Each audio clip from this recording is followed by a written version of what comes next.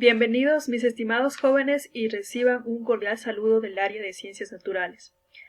Para esta semana 2 vamos a trabajar con el proyecto de manera secuencial y en este caso nos corresponde al área de Ciencias Naturales y Lengua y Literatura. El tema para esta semana 2 del proyecto 1 es enfermedades del sistema humano, efectos negativos sobre los ecosistemas. Los invito a participar activamente escuchando este video para desarrollar con éxito las actividades del mismo. Comencemos. En primer lugar tenemos la actividad 1 que nos dice analiza la siguiente información. La forma de vida en el Ecuador ha cambiado drásticamente con el transcurso del tiempo, estimulando el consumo de productos procesados, no nutritivos, cargados de sal, grasa, azúcares y aditivos. Y el asunto no para allí, pues el desarrollo de las ciudades, donde reina el automóvil, las pantallas de televisión y las computadoras, lleva a disminuir la actividad física. Esta situación ha originado que en el país coexistan problemas nutricionales de déficit, desnutrición y exceso, sobrepeso y la obesidad, es decir, una doble carga de malnutrición. Datos estadísticos de interés proveniente de la Encuesta Nacional de Salud y Nutrición ENSANUD. De estos datos estadísticos vamos a leer los más importantes. Por ejemplo, 2 de cada 3 ecuatorianos entre los 19 y 59 años tiene sobrepeso y obesidad, lo que constituye un serio problema de salud pública. 3 de cada 10 adolescentes tienen niveles bajos de colesterol bueno.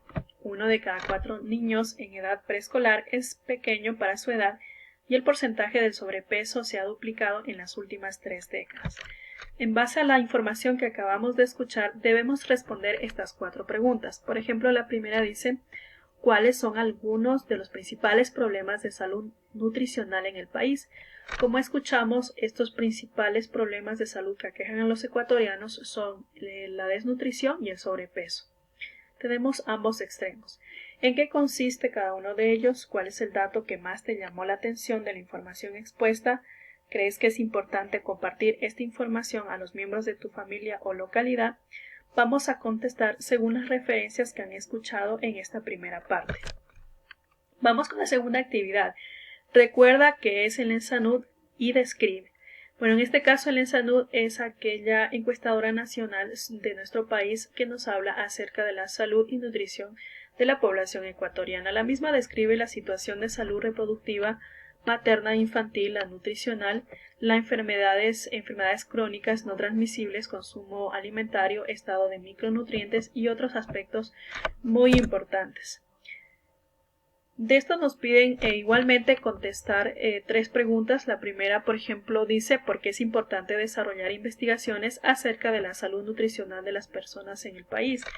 Bueno, es importante porque nos permite conocer cuáles son las principales enfermedades que tienen los ecuatorianos y cómo prevenirlas sobre todo.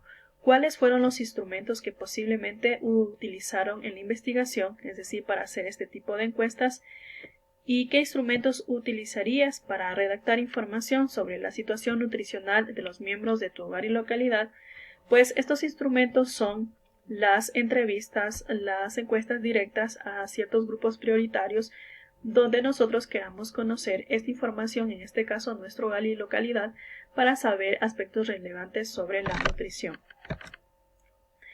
La actividad 2 tiene también una parte B, donde nos dice que consideremos las actividades anteriores para estructurar un documento borrador en el que se visualicen los siguientes pasos. Es decir, en este documento ustedes tienen que seguir estos 7 pasos investigativos y armar un documento acerca de la temática que es sobre las enfermedades que se dan por el exceso o consumo de alimentos de forma exagerada o por no consumirlos, causando desnutrición o sobrepeso respectivamente. Bien, avancemos con la actividad número 3 que nos dice que leamos información para reconocer las principales características de los desórdenes alimenticios y cómo estos se relacionan con la dimensión psicológica. Recuerda que los desórdenes alimenticios dependen de la percepción de la imagen corporal dentro del ámbito psicológico y esta percepción abarca 3 aspectos. El primero es la percepción, es decir, cómo la persona tiene una representación mental de cómo es su cuerpo. Por ejemplo, hay personas que a pesar de estar delgadas creen o ven que tienen sobrepeso. pero realmente no es así. Esto es lo que causa un desorden alimenticio. Otro aspecto es el cognitivo afectivo, es decir, que los pensamientos que tienen y cómo se valoran su cuerpo, y otro aspecto son los comportamientos que adoptan. Por ejemplo, si una persona se encuentra tiene el peso y la talla adecuada, tiene que seguir una dieta alimenticia proporcionada y variada. Sin embargo, hay personas que se rigen a dietas estrictas y es lo que causa un desorden alimenticio, o también es lo contrario, hay personas que tienen sobrepeso y no consumen una dieta equilibrada, lo que también está provocando desórdenes alimenticios.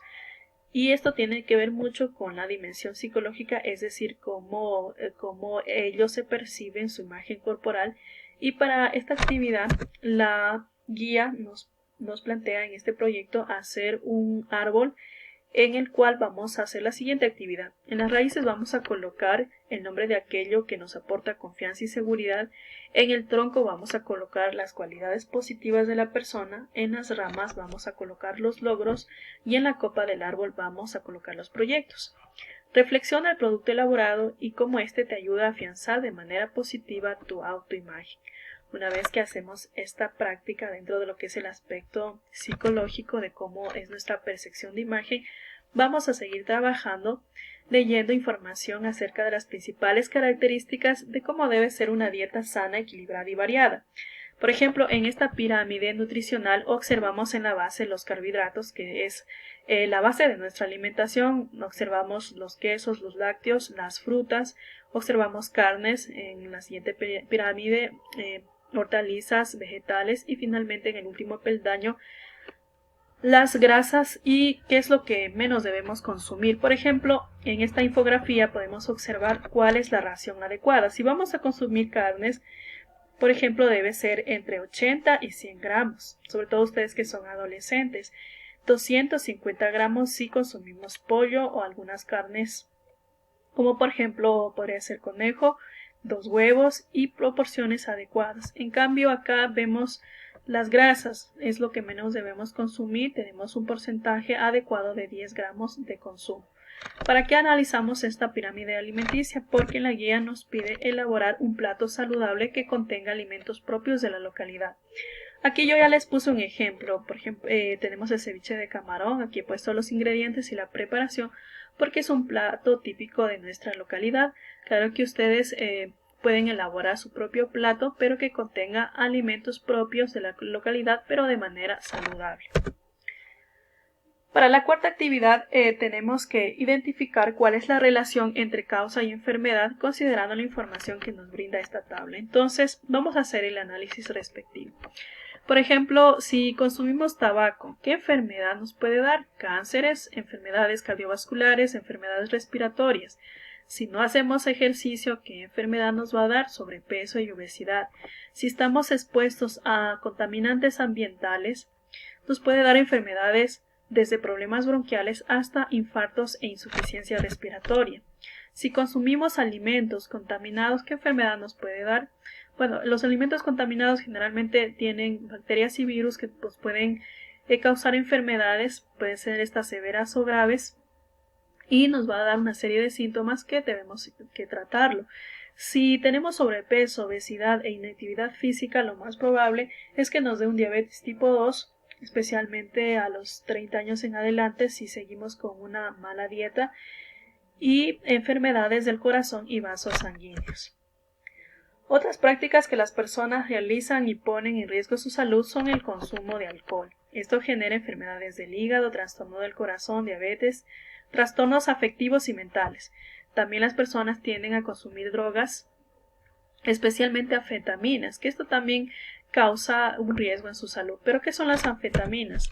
Son drogas estimulantes que provocan la aceleración entre la comunicación del cerebro y el cuerpo, y la persona pues se siente alerta y físicamente activa.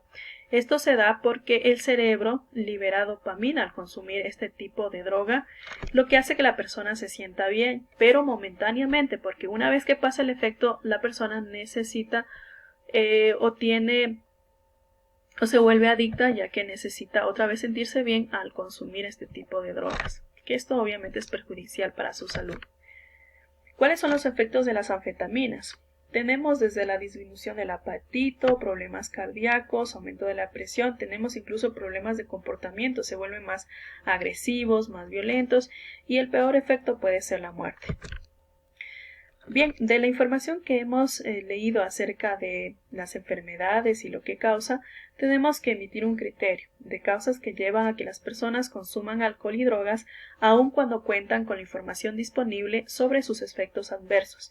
Y en segundo lugar, vamos a elaborar una propuesta que incluya imágenes, frases e información en general que permita tomar conciencia sobre la importancia de aplicar medidas preventivas y de buenos hábitos para mantener la salud integral.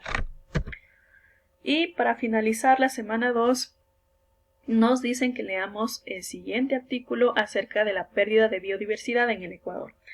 Bien, escuchemos atentamente la lectura.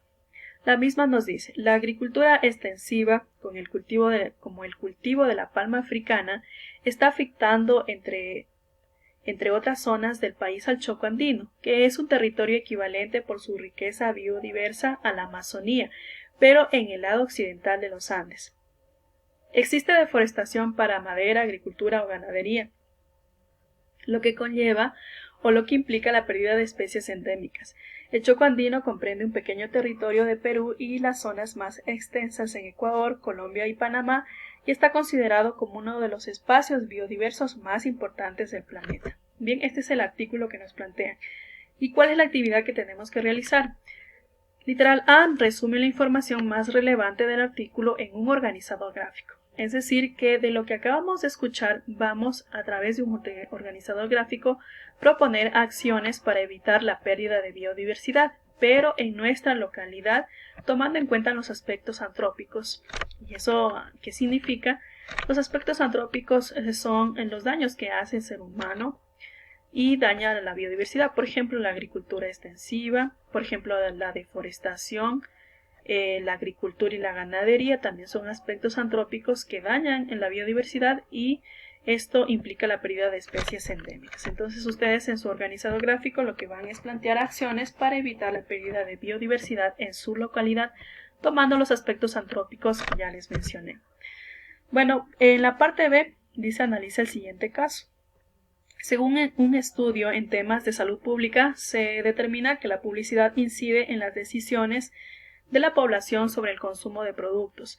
La publicidad de bebidas azucaradas y productos procesados no nutritivos cargados de sal, azúcares, grasas y aditivos, bebidas alcohólicas y cigarrillos se presenta asociada a juegos, alegría y diversión, pero no te cuentan los efectos adversos de su consumo en exceso. Entonces, como la publicidad, según el caso que nos presentan, es hasta cierto punto dañina porque solo nos muestran la parte positiva, pero no nos dicen cuáles son los aspectos negativos. Entonces, para analizar este caso nos piden explicar de manera escrita cómo podemos cambiar esta situación considerando lo aprendido a lo largo de la semana. Y de esta manera, pues mis estimados jóvenes, concluimos con la semana 2 del proyecto 1.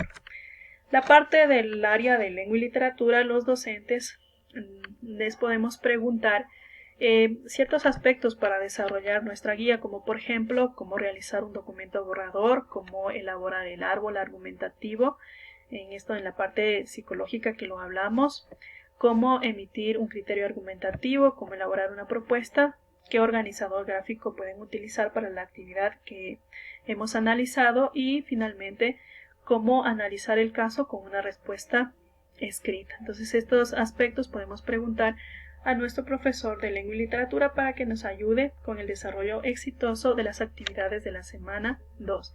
De mi parte pues les agradezco y de antemano pues les deseo el mayor de los éxitos